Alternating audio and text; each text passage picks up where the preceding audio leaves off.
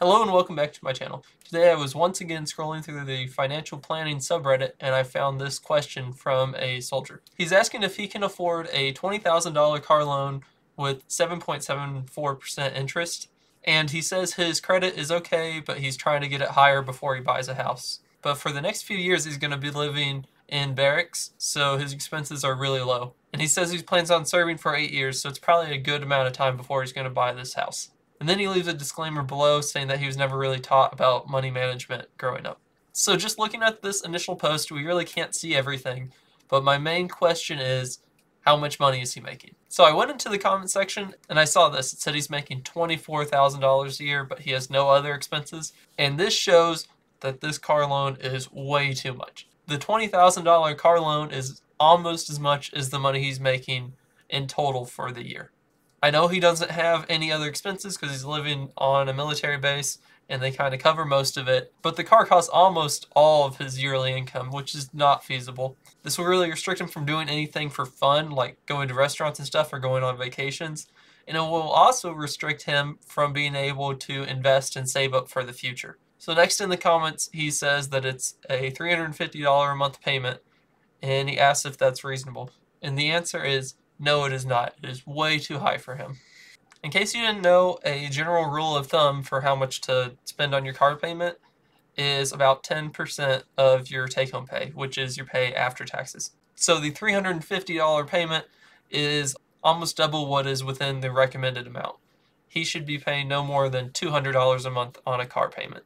So far we know it's a $20,000 loan with a $350 a month payment for 70 months. So maybe we can excuse this if he's getting a really good deal on the car. However, he's not. It's a Infiniti Q50 and it already has 75,000 miles on it. So this car's really coming into the age of when it might need more major repairs. So he may have a car that he can't afford with engine trouble or transmission problems, and then he's going to spend even more money on it.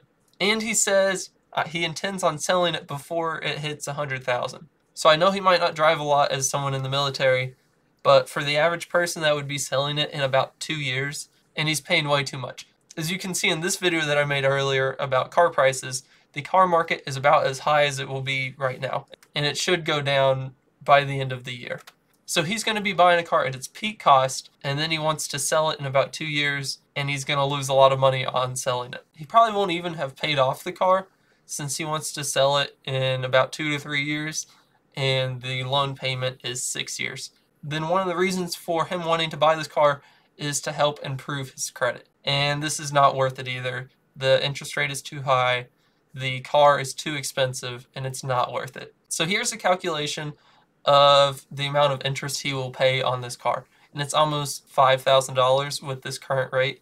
And that's $5,000 that he could be doing anything else with. One thing I saw in the comment section of this post is that there's lots of good loans for active duty members of the military.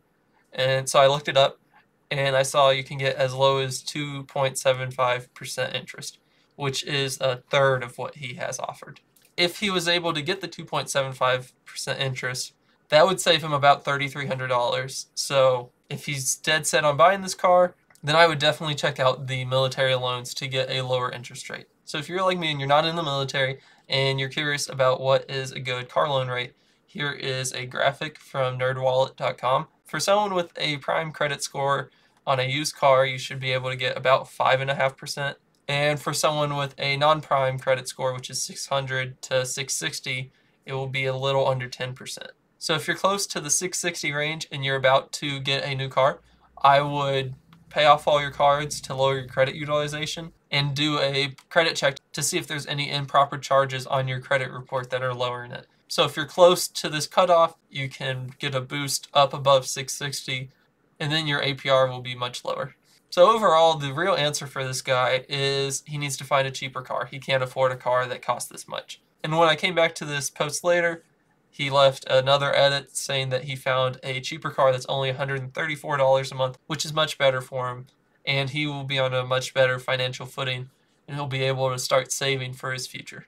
So if you enjoyed this video and you would like to see more daily personal finance videos, please subscribe to my channel and leave a like below. If you have any ideas for any future videos or any comments on the video, please leave it in the comment section below, and thanks for watching.